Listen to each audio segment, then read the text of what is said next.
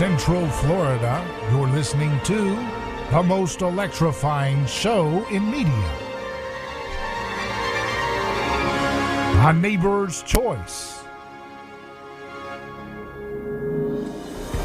I'm your host, your neighbor, David Gornoski. So glad to be back with you for hour two of our program, coming to you on FM, AM, and worldwide on our website, aneighborschoice.com. Happy to have an opportunity to learn and grow and get to the facts of the matter of the different issues that we face, including the threat of World War III, which is top of mind for those who are paying attention to what's happening in Ukraine. It's a disaster. It didn't need to happen. None of this stuff should be happening. But here we are. We have folks running the show in D.C. who simply seem to have absolute contempt for the American people in terms of what's in our best interest. And they're not guided by what could be considered any kind of ethical consideration for reality and even strategic empathy. It doesn't seem to be there. And yet, you know, they continually double down on the same ridiculous nonsense because they're drunk on power, they're arrogant, and they don't feel like they have any excuse but to slam the pedal to the metal. Joining me to unpack some of this is a great mind for understanding foreign policy. He's a veteran of the CIA and the State Department's Office of Counterterrorism, Larry Johnson. How you doing, sir? I'm well, David. How are you? I'm doing great. You know, and I saw this story I wanted to start off with, this piece that you referenced in your website, sonar21.com. People can check it out, where Seymour Hersh, the great journalist, has a new expose on his Substack. You say Cy Hersh does it again, and it's about this Nordstream pipeline, and his sources tell him it was exactly America that took it out with Norway, right? Yes, yeah, and the story's true. Cy, since that article came out, Cy's gotten additional confirmation. I got confirmation through one of my former colleagues at the Central Intelligence Agency. This individual sent me a note reminding me, I'd forgotten, that base, that place in Panama City, Florida, is actually the headquarters for the CIA's maritime unit. Just a coincidence. Yeah, so, for folks who are not familiar with what the general story is, could you give us a little takeaway of what he's saying here? Yeah, what Cy is reporting is that starting in December of 2021, even before the Russians launched their special military operation in Ukraine, the United States initiated planning to blow up the Nord Stream 1 and 2 pipelines. And they found a loophole where they didn't have to go get a presidential finding, because any presidential finding ultimately has to be briefed to the Senate and House Intelligence Committee, so what they call the Gang of Eight. So to be the chair of the majority and minority in the House Intelligence, the majority and minority in the Senate Intelligence Committee, majority minority leaders in the Senate and House. So that makes a total of 8. And they found a loophole where if it was considered just a regular military operation, they could do it without having to notify Congress. And so they used that loophole, but it was really as a violation of the law. And they agreed upon a plan. They had Navy divers or ostensible Navy divers from this particular facility in Panama City, Florida, that went and laid charges on the pipeline during a NATO exercise in the Baltic Sea. And this was in June of 2022.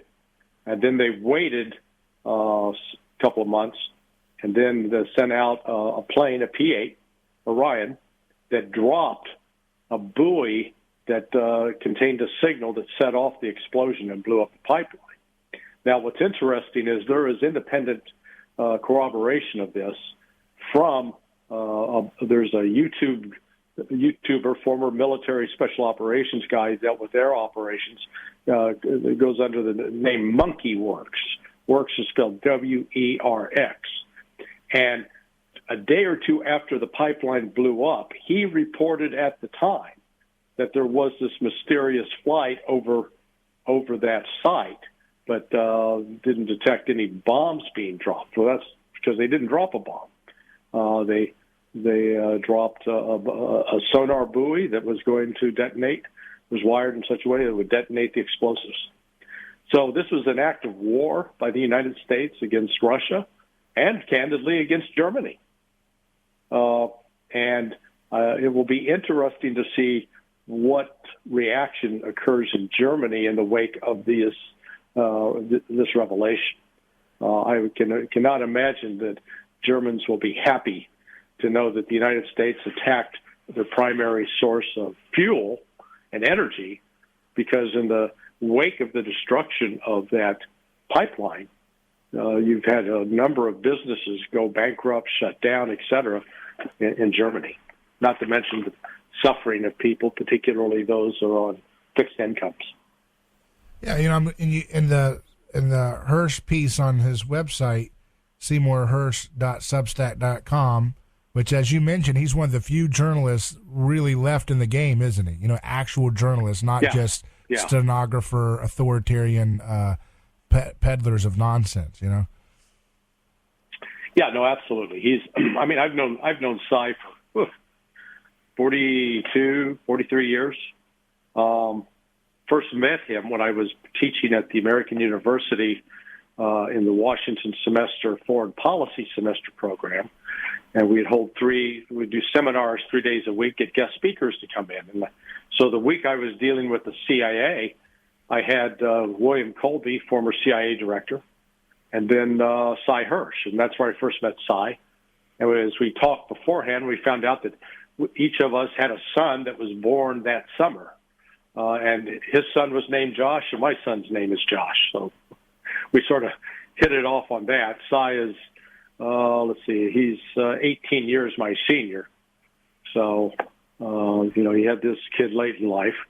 But, he's always been on top of the story. And what's fascinating, you watch the White House and the Pentagon. This is a lie. This is wrong. This is not true. Well, that's what they said when he came out with the Abu Ghraib story. And that's what they said when he came out with the My Lai story. And that's what he said when he reported on CIA assassinations. So, and that's what they said when he reported on the fact that, the killing of bin Laden was, let's call it, a lot of it was staged from the standpoint of bin Laden couldn't get out of bed. The Navy SEALs shot an infirm guy that couldn't get out of bed. I'm not saying he didn't deserve to be shot, but again, Cy has had those kinds of stories, and invariably the government, whether it's Republican or Democrat, comes out with these strenuous denials. But when I went through CIA training, there was a particular highly classified training site we visited, and believe it or not, they had a gift shop there. And they sold T-shirts, belt buckles, and coffee mugs that said, "Admit nothing, deny everything, make counter accusations." Well, that's exactly what they're doing right now. They admit nothing, they're denying it as a lie, and they're making the counter accusation that not only is Seymour Hirsch, I guess, a puppet of Putin, but he's now an addled old man, too, and just desperate for fame and desperate for attention. I mean, it's just, when they can't argue the facts, they have to go for the personal smear. Yeah, but Biden's a genius. He's not an addled old man, for real. Oh, yeah. Yeah. Oh, God. Yeah, speaking of Biden, in the Hirsch piece, he talks about this on February 7th. There's a Biden press conference where he said, if Russia invades, there will be no longer a Nordstream 2. We will bring an end to it. 20 days earlier, Under Secretary Nuland, Victoria Nuland, the famous neocon who's been obsessed with this whole project for a long time, she said, I want to be very clear to you today, if Russia invades Ukraine one way or another, Nord Stream 2 will not move forward. And in his piece, they talk about how that was dismaying for the folks involved in planning the pipeline mission, because they viewed it as, these are indirect references to the attack. And the quote is, "It was like putting an atomic bomb on the ground in Tokyo and telling the Japanese they were going to detonate it. The plan was for the options to be executed post-invasion and not advertised publicly.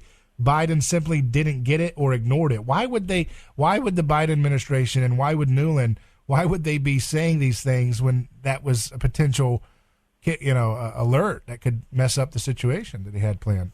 Well, they can't help themselves. Why? They've got the part of the insecurity. They got to let everybody know what a bunch of tough guys they are. Okay, yeah, and it's just Psy has been around since the days of Richard Nixon. So we're talking now over 50 years, and he's dealt with so Nixon, Ford, Carter, Reagan, Bush the first, Clinton, Bush the second, Obama, Trump, and now Biden. And Sy, as he told me personally earlier today, he has never seen as incompetent a group of people that surround Joe Biden right now. He says it's frightening. It is so dangerous because they are so stupid and just no sense of strategy, no vision whatsoever. In the piece, Hirsch says that the plan to blow up Nordstream 1 and 2 was suddenly downgraded from a covert operation requiring that Congress be informed to one that was deemed as a highly classified intelligence operation with U.S. military support. Under the law, the source explained there was no longer a legal requirement to report their operation to Congress. All they had to do now is just do it, but it still had to be Correct. secret. So that's a lawless government. There is no democracy here. This is what democracy Right. looks like in their view, right? Right. Yeah. No, I mean, you got it exactly right. This is well, look at Biden. That's the story of Joe Biden. He has become a multimillionaire while on a government salary through corruption and has gotten away with it. His son has been able to cut business deals based upon classified information that Joe Biden took from the government, and in some cases actually commissioned the Central Intelligence Agency to write an analysis that he could then use to facilitate Hunter Biden's business career. So we're dealing with an unprecedented level of criminal activity, and it's just nobody seems to care. Right. The media institutions, the corporations you think that would provide some sort of check are refusing to impose any kind of checkmate or a limitation on this. So it's going to result, I fear, in some grievous losses for the United States because you can't just keep poking a bear with a stick and not have to deal with the consequences of that bear waking up and coming after you. And that's exactly what's going to happen. It's not just the bear, the Chinese as well. Right. Yeah, and candidly, we are not in a position militarily to do anything about it. If the American people labor under the illusion that we've got the greatest military in the world, I got news for them. That's a lie. We do not. We've got the most expensive military in the world. Do you realize that the U.S. defense budget is double what Russia, China, Germany, France, and the United Kingdom combined, what all of them combined spend? We spend twice as much as they do. Yeah. I mean, it's ridiculous. You mentioned in your piece, is Germany going to continue to be America's you-know-what? But in light of this, what do they have as options? What can they do? Do they have any leverage in this relationship with America to say, I think this is enough. We don't want to be, how many people are we going to sacrifice just for your, need to keep me hating Russia and away from Russia. I mean, how long can they go along with this, or do they have no choice? Well, I don't. So far, the big advocates for it are the Green Party. I mean, think about that.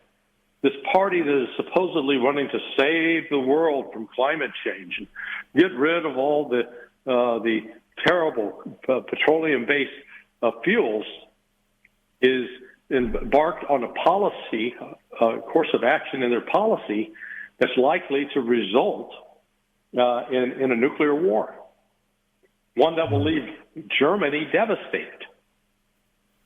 The Russians have now come to the realization, based upon what Angela Merkel said. She lied to Vladimir Putin. She lied when they got him convinced him to sign the Minsk agreement, because they said all they were doing was just buying time for Ukraine to build up its army so it could fight Russia. Well, the Russians have taken that to heart, and they're not going to forget. And we Yeah, it's. I just don't understand. What is there? Do you think it's in your opinion? Do you think Germany's just going to continue? Is their citizenry really whipped up in a kind of war hysteria, or they're not buying this whole line that they have to sacrifice everything for this conflict with Russia? Yeah, well, Olaf Scholz keeps doubling down. Mm-hmm. They keep and the disconnect from reality, and it's partly reflects just his ignorance on the subject matter. They're going to send 178, 188 Leopard 1 tanks to Ukraine. They might as well send paper mache pinatas. They'll be about as effective. They have they're not effective armor, particularly, and they don't have the fire control that modern tanks do.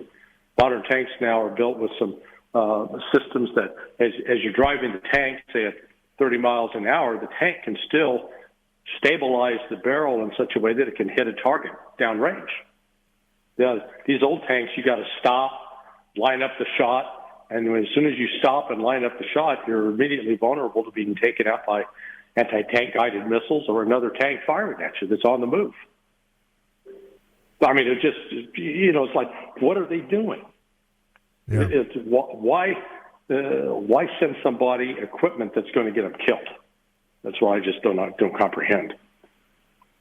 Yeah, and like you said, we're not in a position to really double down on a World War III gambit. We just saw this hysteria last week about this balloon. What was your take on that whole story with this balloon coming over from China and the way in which it all went down, with taking many days to take it down and using the fighter they did to do it? What was your overall takeaway from that? Total complete nonsense, and it's designed to panic the American people, not the Chinese. It's the reaction of the Biden administration. Think about this. Number one, at no point until after that balloon was shot down did our Secretary of Defense, Lloyd Austin, try to contact the Chinese defense minister and say, what the hell, what's up? What's with this balloon overflying our territory? Number two, why is it that it got onto American territory in Alaska, then flew over Canada, and then finally came over to continental United States before it became a source of alarm? The fact that on a daily basis you have dozens of Chinese satellites flying over American territory, and we don't get upset about that. We don't threaten to shoot those down. They're doing as much intelligence collection. They can, just because a balloon's flying over and it has a greater ability to collect imagery and signal intercepts, communications, but still, we want that with another nuclear power where they can see transparently that we're not creating a threat to them. So, right. What is this this entire reaction was just ridiculous. So it either means one of two things.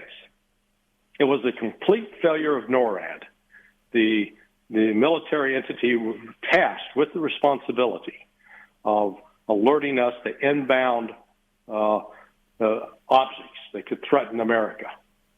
Or they knew about it and just didn't want to, they didn't think it was enough of a threat, and then the people around Biden got a hold of it and decided to make a political thing out of it, to show him as a tough guy shooting down the Chinese on the eve of the State of the Union. I think it's really the latter.